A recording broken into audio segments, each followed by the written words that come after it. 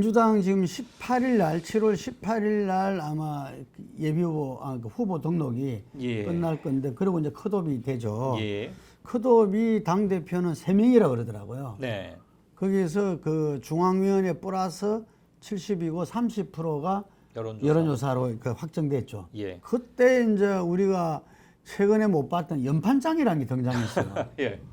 30%를 갖다가 비대위원장이 이 전준위에서 올라온 걸 거부해버렸잖아요. 예. 그대로 100% 한다. 예. 그걸 이제 엎은 거죠. 그렇죠. 63명의 의원이 네, 연판장. 그래서 야, 이 사람들을 친명 의원으로 보면은 굉장히 늘었다. 그렇죠. 보통 그 지금 163명입니다. 민주당 의원이. 3분의 1이 넘죠. 예. 그 중에서 몇 명 되냐 할 때는 많아야 30명 내외 이렇게 이야기를 했거든요. 그렇죠. 배가 나온 거죠, 지금. 예. 그래서 그 중에서는 친문 의원도 제압된다 그러고, 그래서 실질적으로 우연찮게 이재명 의원 측은 실력을 보여줬어요. 예. 이 연판장 속에서. 예, 예. 왜냐하면 그만한 배우가 단일로 있다는 것은 엄청난 거잖아요. 그 우상호 비대위원장이 처음에 전준위안을 이렇게 하려다가 뭐 사퇴하고 뭐하고 하는 통에 빨리 수습에 나선 것이 결국 숫자 63명을 확인시키는 계기가 되긴 됐는데 과연 이제 뭐 이재명 의원이 나오면야 당선이야 분명히 되겠지요. 그런데 그게 과연 효과적이고 본인을 위해서나 당을 위해서나 좋은 것인가라는 질문은 완전히 사그라들지가 않네요. 97 그룹이 어쨌든 모두 출마 선언을 다 했습니다. 네. 양박 양강이라고 이야기하는데 네네. 박용진, 박주민, 감병원, 강훈식 의원 등이 네. 다 재선 그룹들이죠. 예. 재선 그룹들인데 다들 서울 예. 한 명만 빼고 한 명이 강훈식 의원은 아산이고요. 천안이요. 천안. 아산입니다. 아산. 네. 그래서 이 의대명대 97 그룹 대결 이렇게 잡히는데 예. 여기서는 뭐 이 구도로 간다면은 컷오프 이후에 컷오프 3명까지니까 예. 하고 일정 시점에서 단일화 논의도 하겠죠. 있을 수 있다고 보여지는데 예. 어쨌든 요는 이재명의 민주당이 아니라 민주당의 이재명이 답이다. 네. 뭐 라고 이런, 원로들이 많이 얘기를 하시죠. 했죠. 그런데 이재명 말은 요즘 굉장히 좀 상가하고 있는데 아마 조금 있으면은 네. 이렇게 출마 선언을 하면서 예.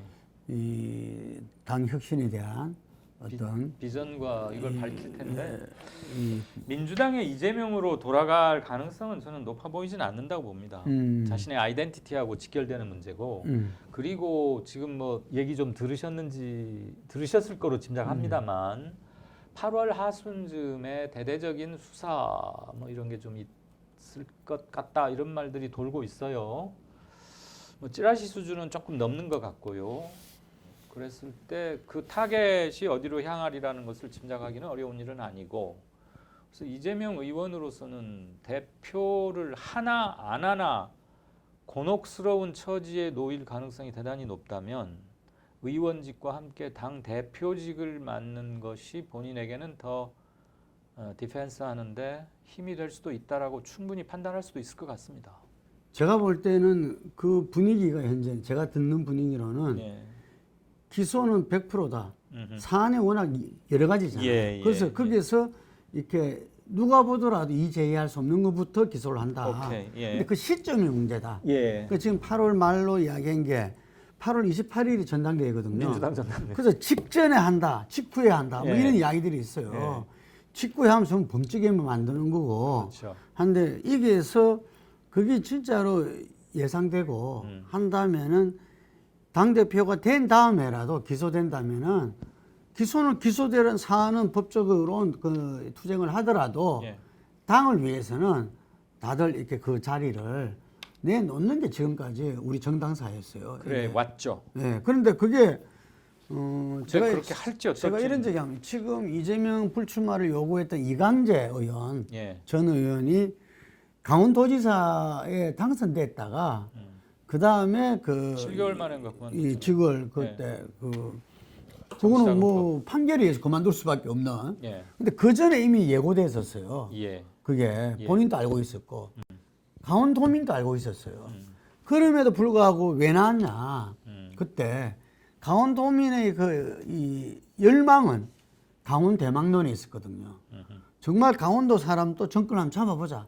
우리도 변방이 아니라 중심이 돼보자 하는 것이 그 강원도민의 정말 이 염원이었거든요.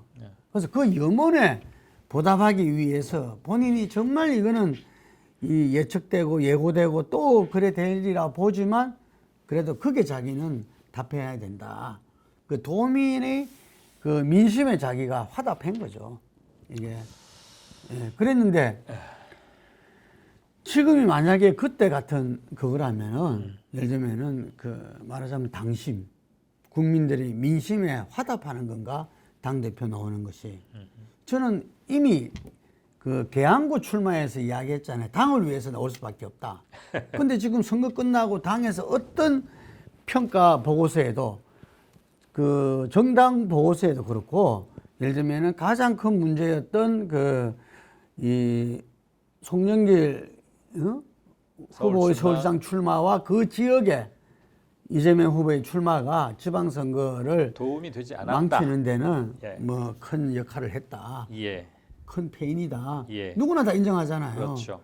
그러면 지도자가 그거를 잘못 읽은 것도 큰 실책이죠. 그럼요. 정치적 과오죠. 민심을 잘못 읽은 것도.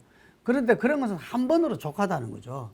이게 정말 클리어할 자신이 있고 한다면은 저는 다시 한 번 더 이재명 의원에게 한 번만 템포를 좀 늦추기를 갖다가 권고하고 싶어요. 그런데 뭐 혼자 정치하는 건 아니잖아요. 그래서 그 주변에서는 완전히 이거는 뭐 계양의 보궐선거 출마 때부터 이거는 정해진 거다. 예. 이렇게 밀어붙이고 있어요. 예.